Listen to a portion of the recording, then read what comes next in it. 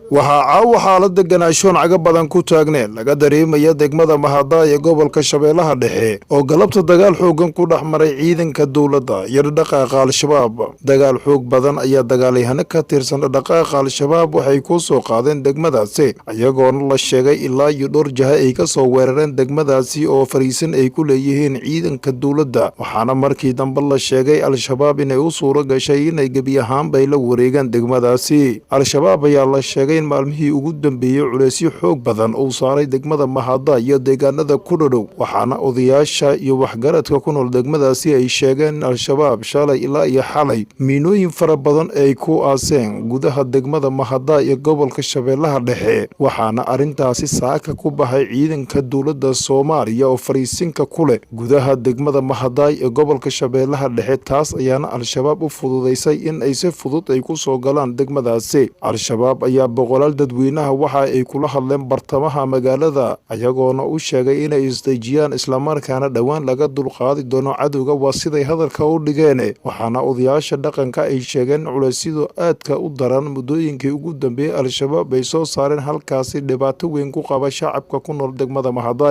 weli wax warakama aysan soo bixin dowladda Soomaaliya oo ciidamadeedu maanta dagaalka kula galay halkaasi al-shabaab iyo ciidamada Hirshabeelle oo halkaasi laftooda ku sugnaa, balse al-shabaab ayaa gelinkii dambe ee maanta dib uga baxay degmada kadib markii ciidanka dawladda oo gurmad ka helaya kuwa Amisom ee ku sugan xiradii hore ee hubka ee ku taala duleedka degmada Mahada. waxaana la sheegay in halkaasi dib ay u qabsadeen ciidanka dawladda iyo kuwa Amisom. dagaalamayaasha al-shabaab ayaa la sheegay in ay ku sugan yihiin duleedka degmada, waxaana laga cabsi qabaa in mar kale halkaasi dagaal uu ku dhex maro ciidanka dawladda Amisom garabsanaya iyo kuwa al-shabaab.